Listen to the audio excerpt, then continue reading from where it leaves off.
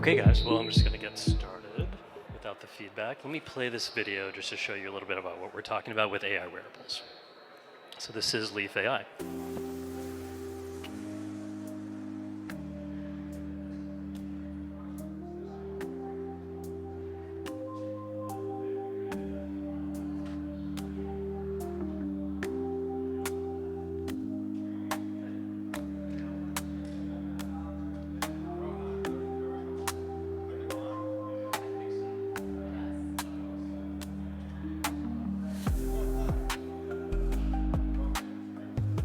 Stressed today about a meeting. Can you help me? We just did it. There's not too many people. There's enough. Let's take a moment to prepare for your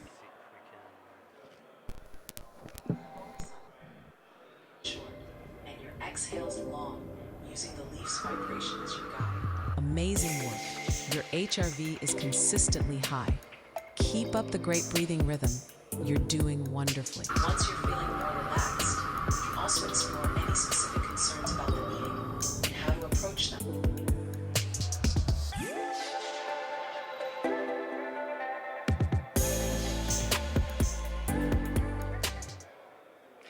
Okay, so that is Lief AI, and this is Fox News. We're not going to do that. There we go.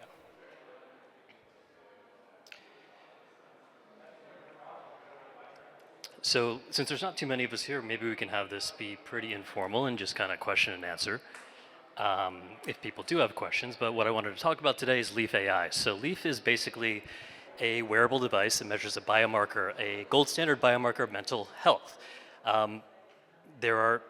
It's kind of been this search for the last 100 years for mental health biomarkers. It's important. Why are mental health biomarkers important? If you can't measure something, you can't improve it. Why has mental health kind of lagged behind physical health for so many years and decades? It's been underfunded. Well, it's in large part because we can't measure it. It's a silly thing, but it's an important thing. And so mental health biomarkers are an important thing to work on, and that's part of what the research community has been doing now for decades. One of those biomarkers, heart rate variability, or HRV, is what we've really focused in on at Lief. And you guys already know all the stats.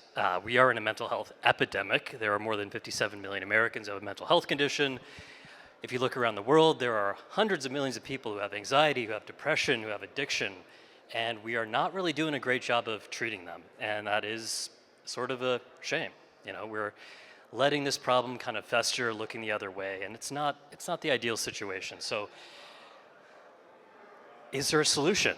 Well, we seem to unfortunately be repeating a lot of the same mistakes we've made for many decades now at this point. There are severe clinician shortages. There's like one psychiatrist for every 10,000 people in America. That is not a lot. Half of US counties do not have a single psychiatrist. There's not enough therapists. You know, if you try to find one, there are wait lists for months to get on. People generally prefer non-drug treatments, but what they're getting are pills because those are faster.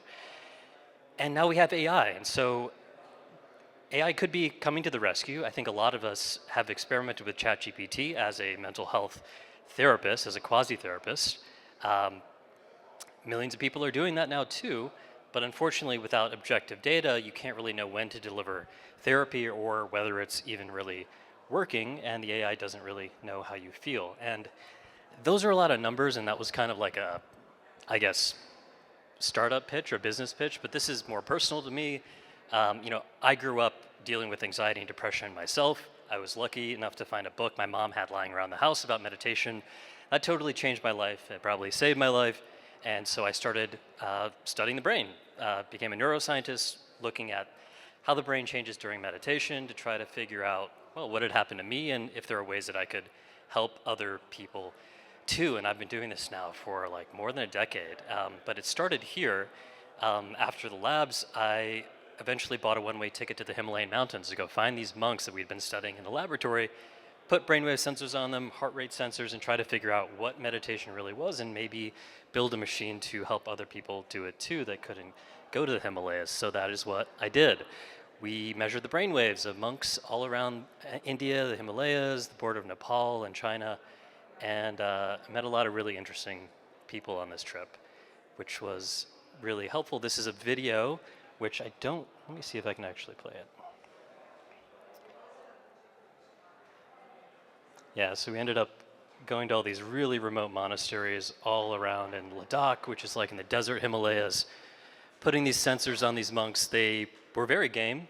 They played along, which is nice. And we used all of that to build this tool that I wish I had when I was a kid, which is what we call Lief AI. And this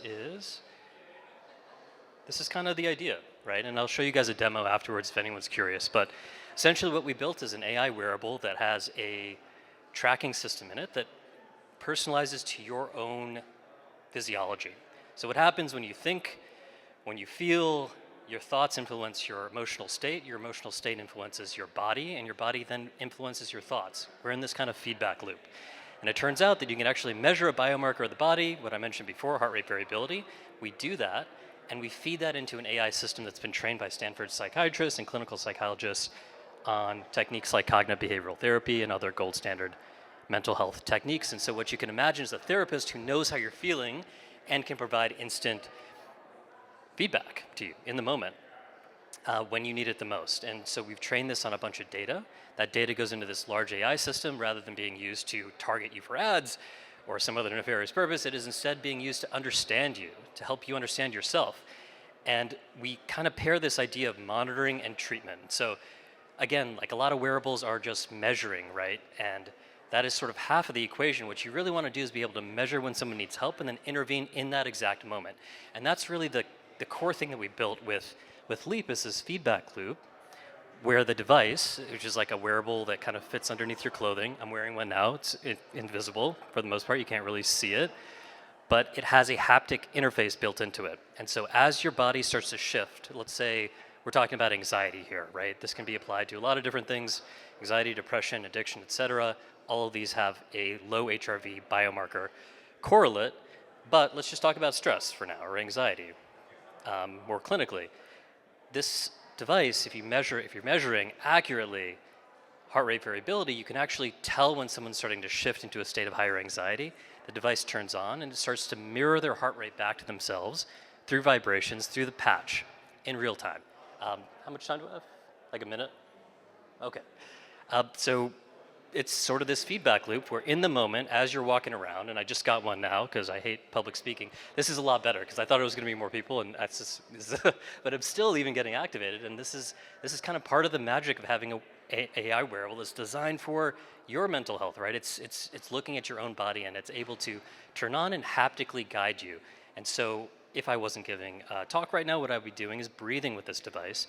I'll show you again a little demo of this afterwards if anyone's curious, but basically, the device teaches you how to breathe to improve this biomarker, HRV. As your HRV gets back into a good range for yourself, the device automatically turns off. And so what you're getting are these little targeted feedback loops, those little targeted interventions throughout the day to help kind of shift your state and your mental state and your trajectory.